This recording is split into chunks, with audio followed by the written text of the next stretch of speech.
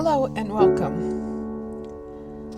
I've been so frustrated as a Black woman in America, and for the life of me, I can't understand why this stuff exists, this anti-Blackness that's going around. And not only do we feel it from one segment, we feel it from all segments.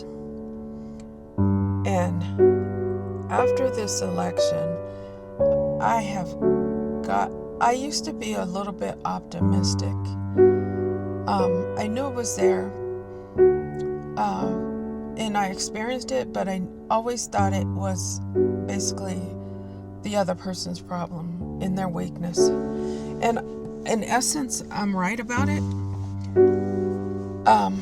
I went to ChatGPT and I asked, what are the psychological roots of anti-Blackness? And I would like to read to you what it said. And if you know what ChatGPT is, it's going to give you the accurate information. So here we go. The psychological roots of anti-Blackness, prejudice, discrimination, and systemic oppression against Black people are complex and deeply rooted in historical, cultural, and social factors. While there is no single reason, several psychological theories and historical contexts can help explain this phenomenon. Number 1, historical justification and cognitive dissonance. The transatlantic slave trade and the colonization required justification for the exploitation and dehumanization of Black people. To resolve the cognitive dissonance, which means the conflict between moral values and inhumane actions, racial hierarchies were invented, portraying Black people as inferior, uncivilized, and subhuman. These narratives became embedded in global cultures and persist today. Number 2, social identity theory. People derive a sense of self-esteem and belonging from group memberships, for example, race and ethnicity.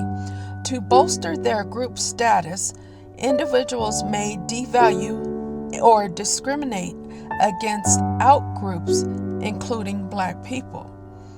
This dynamic is intensified by cultural representations that position whiteness as superior and Blackness as the other. Really hear what that said. Really hear what that said. The dynamic is intensified by cultural representations that position whiteness as superior and Blackness as the other. Number 3, colorism and Eurocentric beauty standards. Global colonization spread Eurocentric beauty standards, which valorized light skin and demonized dark skin. This dynamic perpetuates anti-Blackness even among non-white groups. Leading to internalized racism and prejudice based on proximity to whiteness. Number 4, cultural transmission and stereotyping. Generational transmission of negative stereotypes about Black people through media, education, and socialization creates implicit biases. Stereotypes are often reinforced subconsciously, leading to discrimination even when individuals are unaware of their biases. Really hear that. These stereotypes are often reinforced subconsciously, leading to discrimination even when individuals are unaware of their biases. Number 5, scapegoating and fear. In times of economic or social instability, Black people have historically been scapegoated as the cause of societal problems. Psychologically, this provides a false sense of control by shifting blame away from systemic issues. Fear of Blackness, rooted in racialized depictions of Black people are as dangerous or hypersexualized, also fuel prejudice, and this fear is often exploited in political rhetoric and media. And I want to additionally add, we internalize these depictions and give into this sexualized stance, and we promote it from within as well. Number 6, psychological projection and defense mechanisms. Societies built on racial oppression project their guilt, shame, and insecurities onto Black people. This projection allows dominant groups to avoid confronting systemic injustices by blaming and dehumanizing Black individuals and communities. Number 7, colonial mentality and internalized racism. Colonized people were often taught to see Blackness as inferior and whiteness as aspirational.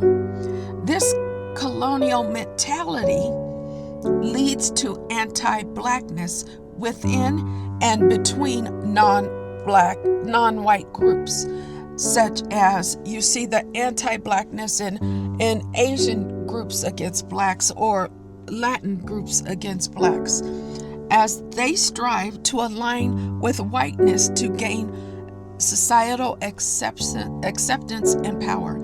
And you also see this coming from Black countries against Black Americans. They have bought into this stereotype and have seen, because they're colonized and come from a colonial mentality, they see Black Americans as inferior when we're all from the same cloth. Number 8, social dominance orientation, SDO. Individuals and societies with high SDO, social dominance orientation, believe in maintaining hierarchical social structures. Black people are often positioned at the bottom of the hierarchies, reinforcing discrimination to preserve existing power dynamics. Addressing anti-Blackness. Understanding the psychological roots is crucial for dismantling anti-Blackness. Solutions include education, unlearning biases through anti-racist education, and accurate historical narratives. Representation, promoting diverse, positive portrayals of Black people in media. Community healing, addressing internalized racism within marginalized groups. Systemic change, reforming systems that perpetuate inequality. Criminal justice, housing, and health care. The fight against anti-Blackness requires collective effort across all racial and cultural groups to challenge the deep-seated narratives and structures that perpetuate it. Now, after having it in black and white, I began to be so discouraged because I know this will never change. We, as of this recording, is 2024. We just got through the election. Racism is at all-time high. And I know psychologically this is a result of top people manipulating bottoms. The the bottom. The poorly educated, the uneducated, the people whose identity is in superficial things. I have always known that people have an inherent need to feel better than the next person because it gives them a sense of value. But it's a false sense of value. I have this stance, and I don't know I can honestly speak as a Black person, all Black people want to do is make it and be left alone. But for some reason, and it spells it out clear as day, black and white, that we are a targeted group and there's no way around it. Yeah, we get called victim mentality, but getting called that is coming from the people who see us as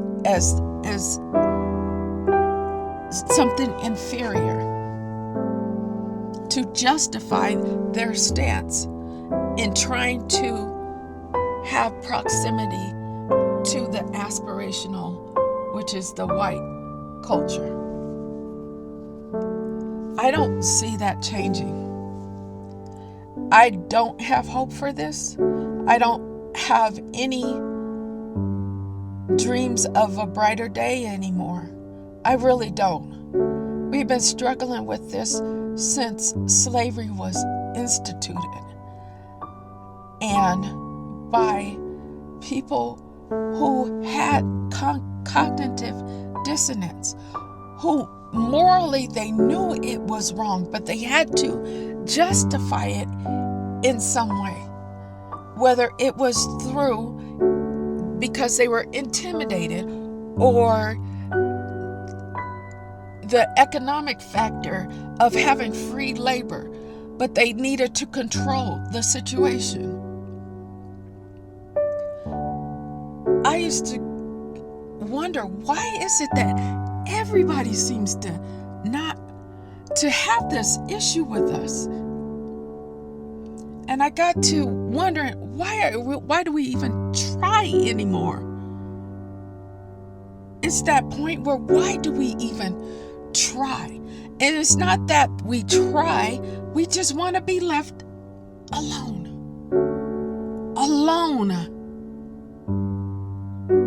And for some reason, we occupy in minds of sick minds, we occupy that mind. And granted, we appreciate the free rent, but that's your mind.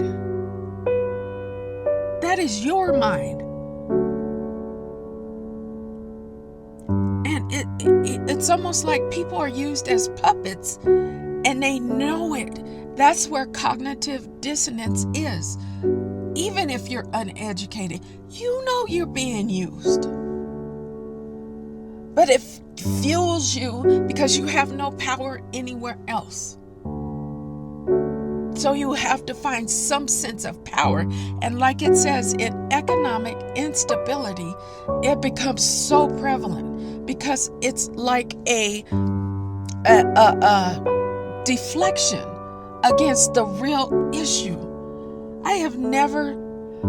I started to think about when we grow up, not these younger generation, but I think Gen X was the tail end of it.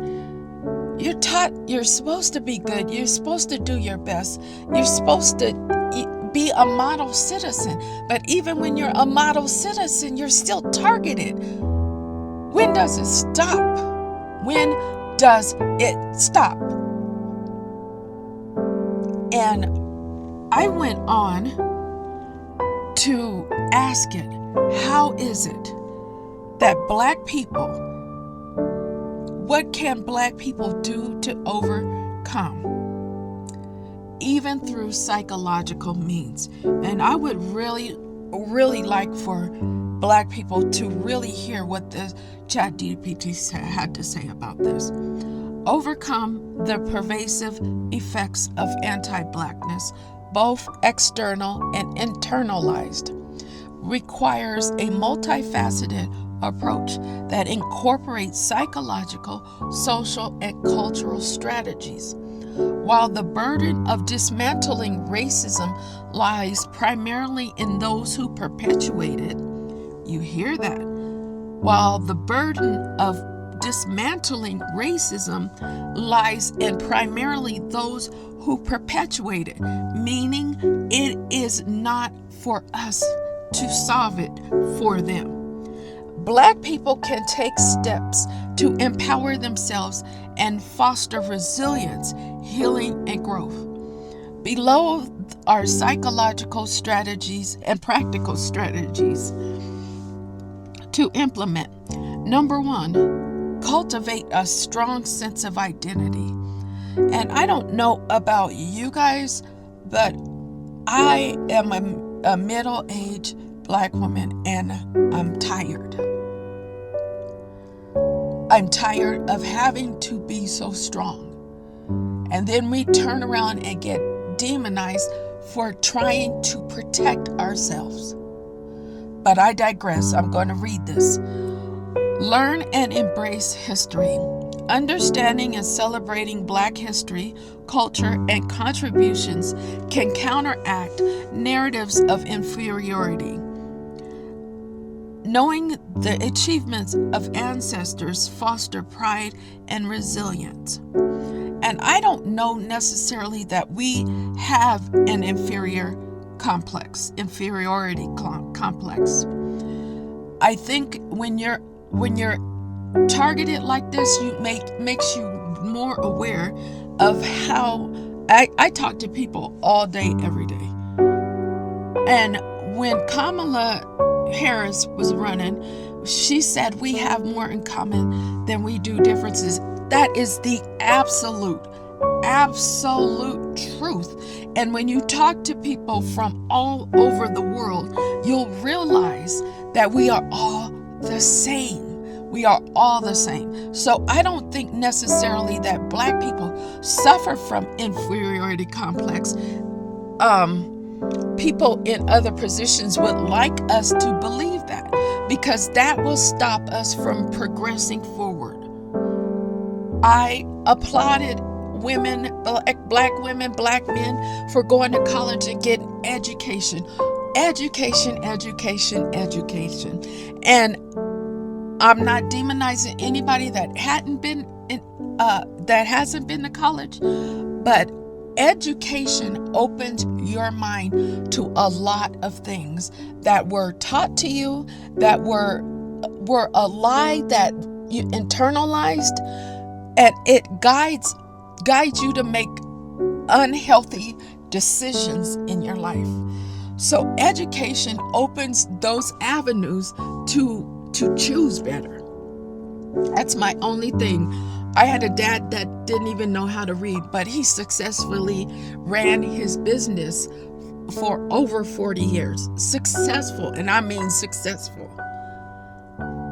It doesn't mean that you're less than because you don't go to college. I'm saying college and college education opens your mind and makes you more aware of choices that we make. And it helps us make better choices. That's all it is. You can also be not in college, but I'm talking about the mindsets and the the logic that we use. Education is important. It teaches you logical thinking. So in that aspect, it is very important. Some people naturally have it, but majority of people don't have that logical thinking. Anyway, let me continue. Challenge internalized racism. Recognize and unlearn any biases absorbed from racist environment or narratives.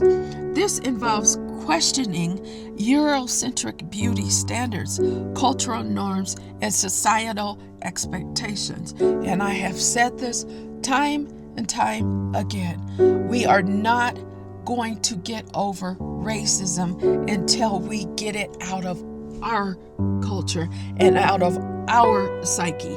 That means stop demonizing a darker skinned woman over a lighter skinned woman. This is where we fall short, and we bought into that. And it's not to say any light skinned woman is better than the dark skin, or a dark skinned woman is better than a light skin. It is the simple fact that we are human beings and we need to be valued as such, because dark skin means that God gave us more melanin to protect us in the environment that we were originated from. That's all it means. He kissed us more to protect us. But we have got to clear that out if we ever expect it to be cleared out from any place else. Our minds first. Number 2, practice self-compassion. Internalized messages of anti-Blackness can lead to feelings of inadequacy, and I agree with that. We could just start questioning ourselves. We put up a good front, but inside we're questioning. And we question, but we question in silence. We can counteract this by affirming self-worth through positive affirmations. I am enough. My Blackness is beautiful and an asset to me. Emphasizing self-kindness, especially in the face of challenges or failures. And we're allowed to have failures in life. We're human beings. We got to stop trying to be superhuman. And that is a result of trying to build resilience against the oppression, against the racism, and against the attacks. But we don't like giving up our superhuman image.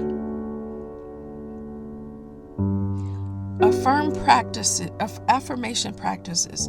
Create or use platforms like journal, art, or media to reaffirm the beauty, strength, and resilience of Blackness. Number 3, foster psychological resilience. Therapy and counseling. Seek therapists trained in cultural competent care who can help process trauma and combat internalized racism and develop coping mechanism. And I have to agree with that, but we have to be careful what kind of therapists that we see. Again, we have challenges in healthcare and even mental health care, but we are a traumatized people. We're human beings, and we get traumatized day in, day out. Some of us more than others, and some of us by our own people, which feels 100 times worse. Emotional regulations. Learn tools like mindfulness, meditation, and deep breathing to manage stress and counteract psychological toll of racism. And quite honestly, I'm going to be very honest about this. A lot of us are spiritual or Christian, and we run to church. I was one of those people, and I'm not speaking against God. I'm not speaking against Jesus. I'm speaking against our practices because it has not worked. And when I was in church, it baffled me. The statement, I'll just give it to God. I'll just give it to God.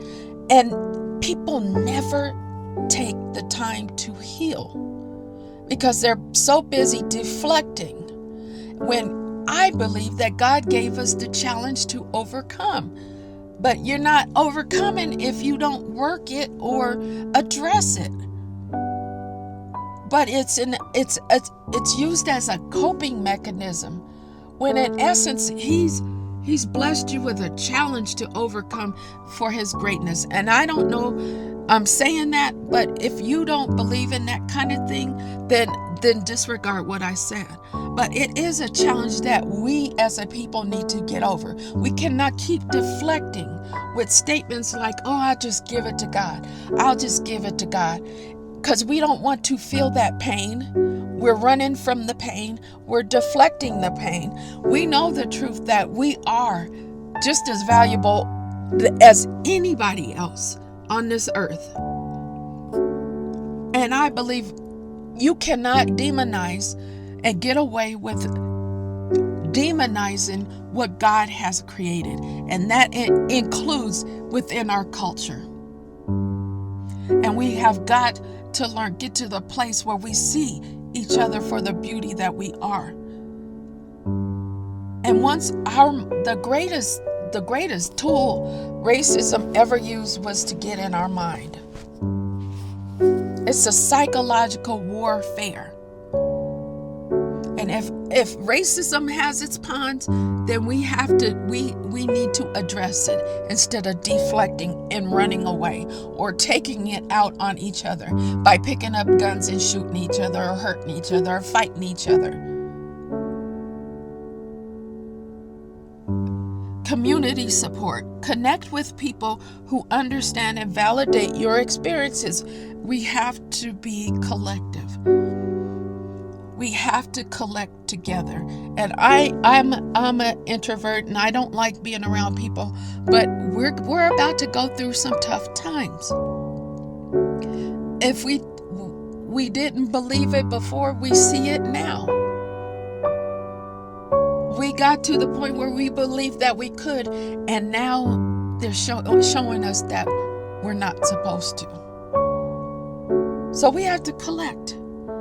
Collective healing spaces, online or offline, can provide emotional relief and solidarity. And I don't know what next year, 2025, is going to bring.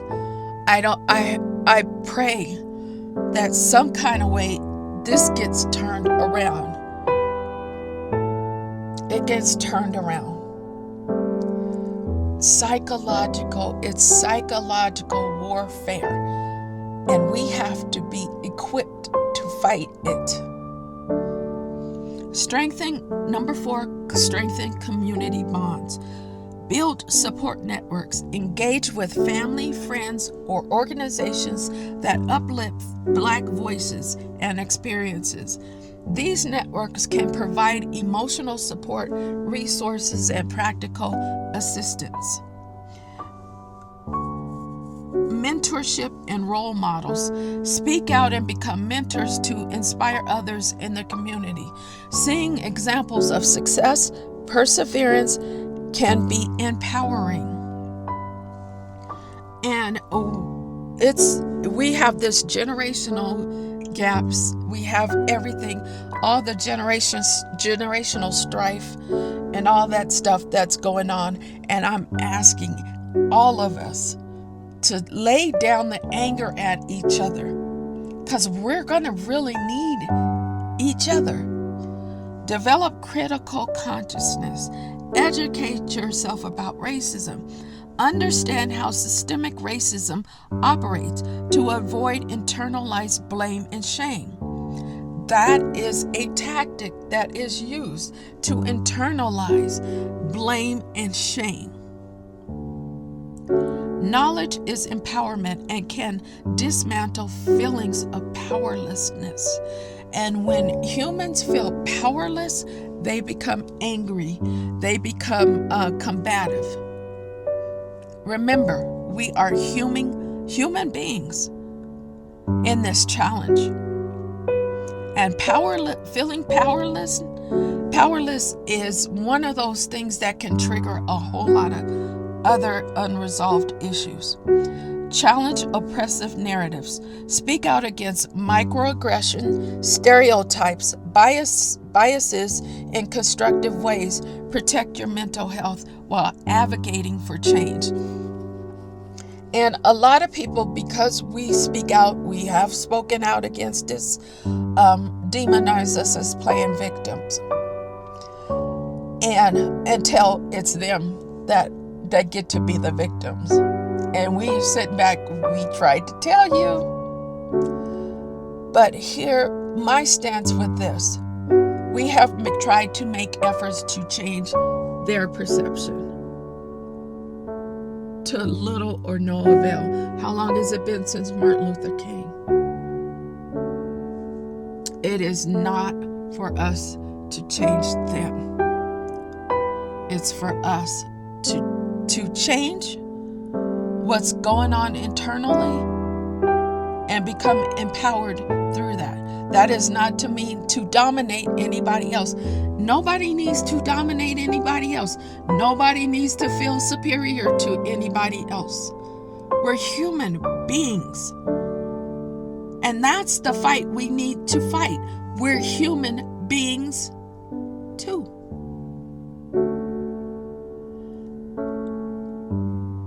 Prioritize physical and mental well-being, healthy lifestyle, exercise, proper nutrition, and adequate sleep can enhance resilience and reduce stress. Stress reduction. Engage in activities that bring joy and relaxation, such as hobbies, art, music, spending time in nature.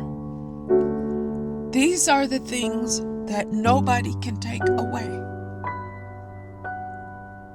Nobody can take. We have, no matter what racial group you belong to, these right here are things that nobody can take away from you. Exercising, proper nutrition, adequate sleep to reduce stress, enhance your resilience. Because when your mind is clear, when your body's good, your mind is clear. Engage in activities that bring you joy, relaxation. We have to practice relaxation. Hobbies. If you have a hobby, keep it going. Art. We know we love our music. And I'm going to say something about spending time in nature. Nature is energy. And whenever you feel really down or really weirded out or whatever, take your shoes off. And I know a lot of people don't like this, but take your shoes off and stand in grass. It energizes, because grass is nature. It's alive and it energizes. It really does shift your entire mood. Number 7, leverage cultural expressions, art and storytelling.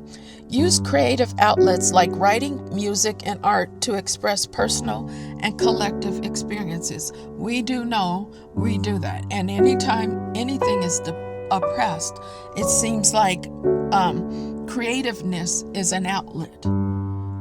Cultural expressions can be therapeutic and serve as a powerful counter-narrative to racism. We don't have to use it to impress anybody else. It's not for anybody, it's for you. So when we display our music and arts and all that stuff, stop thinking to impress anybody else. This is of you. Everybody else is irrelevant. Media representation. Support, create media that celebrates Black experiences, culture, and joy. Representation matters in reshaping societal perceptions. Number 8, engage in advocacy and activism. Participating in social movements can provide a sense of purpose and agency. Even small actions like voting, supporting Black-owned businesses, or volunteering can contribute to systemic change. We don't always have to march.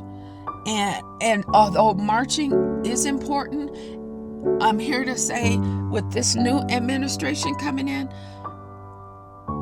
it's going to be a combative thing to do. We don't all...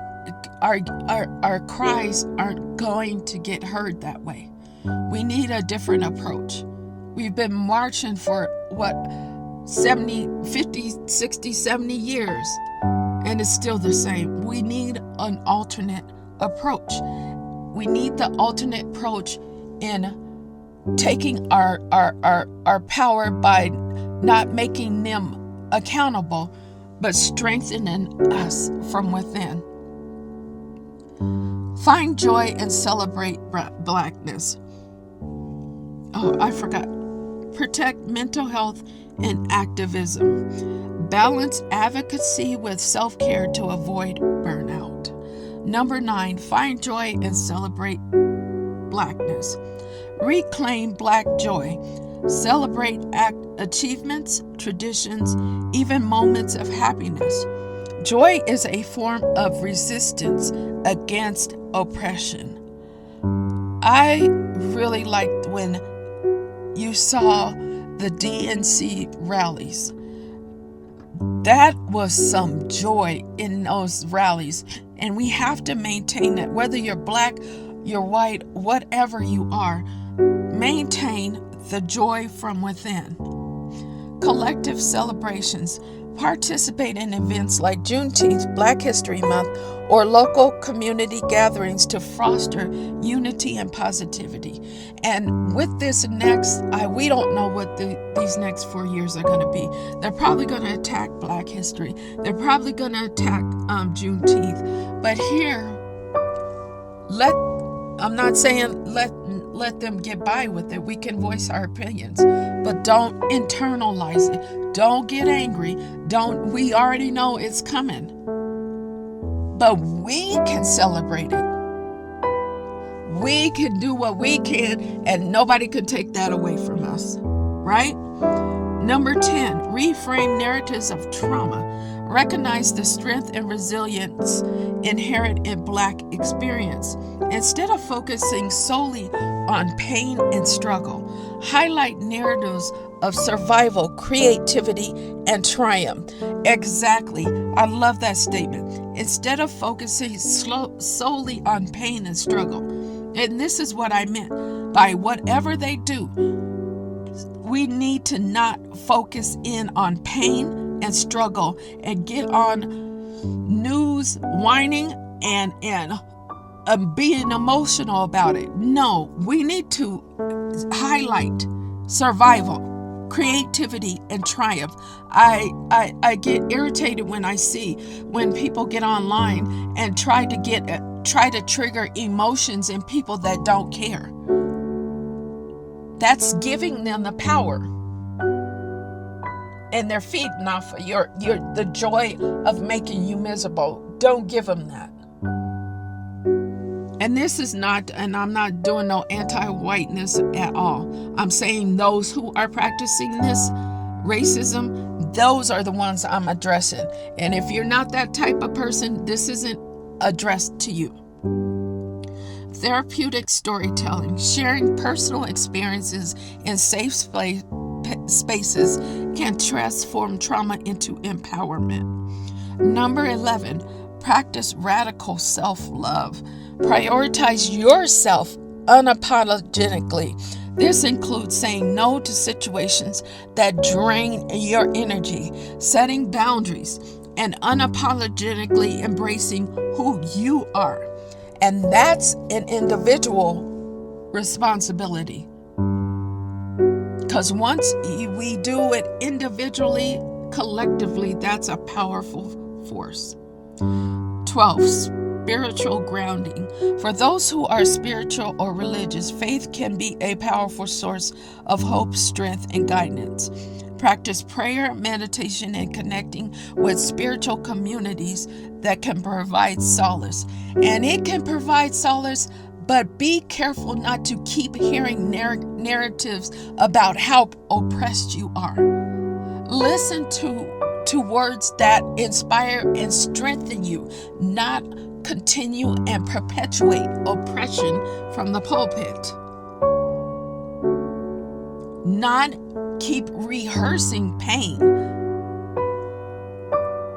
Provide a different outlook. Go to what's different. Number 13, intergenerational healing. Address intergenerational trauma by breaking cycles of silence and fostering open communication within families. Healing past wounds can create healthier dynamics for future generations. Number 14, celebrate achievements. Take pride in personal and collective accomplishments, no matter the scale. Recognizing progress helps maintain motivation and confidence. And for Pete's sake, please stop elevating yourself against another person to make yourself feel better about who you are. Stop putting down someone and their status in society and to elevate you and make you feel better. We do this to each other all the time. Celebrate everybody. Stop trying to feel better than the next person. Stop putting down the next person. Celebrate each other. We are our worst enemy most of the time. And when people see strength that can't be broken, they'll back off from it because you can't accomplish from it. You can't overtake it. But if the puzzle pieces aren't fit together and formed together and fit together, it's easy to divide and conquer. It's easy. Gotta take personal responsibility. Final note. Black people navigating anti-Blackness are enduring a systemic problem that they did not create. These are the words from ChatGPT. Black people navigating anti-Blackness are enduring a systemic problem they did not create. We didn't create this. We did not create this. While these strategies can help foster resilience, the broader fight requires systemic change. Empowerment lies in healing, thriving, and refusing to be defined by oppressive systems. And after going through this and pulling this up, I felt a little bit better. Before this, it was a hopeless case. But I do want to say this about things within us. We have a tendency to look at others and say their life is good because they have so much money in the bank, or their life is good because they live in this neighborhood, or their life is good because they have everything that we thought we wanted. And I'm going to tell you something. We are all human beings. And after talking to so many people from so many walks of life, rich, poor, it doesn't matter what your bank account says. Everybody got problems. And I mean everybody. It's just that when you don't have money, you think money is your problem solver, and it's not. You may look at those glorified, beautiful home communities and think they have the perfect life. You don't know what happens behind closed doors. We are all human, and as Black people, we need to realize white people are human, Latin people are human, Asian people are human. Everybody around this world is human. We are human first. Human first. And everybody goes through challenges in life, and nobody has the perfect life. And yes, we think being a billionaire, what is his name, Elon Musk would solve all our problems. No, as you can see with Diddy, didn't solve any problems. When you take brokenness and give absolute power and money and no problems when it comes to the struggle, and you don't have to struggle anymore, and you are a broken person, oh my goodness, that's the result. The only time it's beneficial is if you're a whole person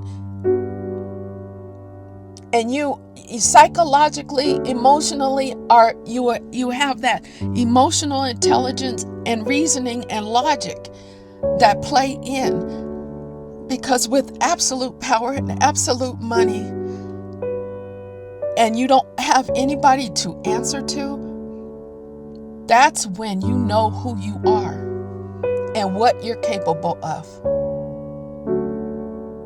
Are you going to have it and dominate people, or are you going to have it and be you still? That's a question. Got to quit idolizing money and people with money, because it's not always the answer. It's not always the answer. I've had people I've talked to wearing the finest clothes, most beautiful jewelry, and I'm specifically talking about women whose men are rejecting them, and by all standards, because they're Eurocentric, the perfect Eurocentric look, and they're getting discarded. They're human beings, and everybody has problems. Black people, we are not the only ones with problems, but we are the ones that are getting the brunt of people who can't face their own problems and insecurities, because they're deflecting, because they feel too inferior from within to address who they really are. And that's it for today. This was therapeutic for me too. Really think about this, because either we're gonna survive or we're not. But it is up to every individual, and then collectively as a community.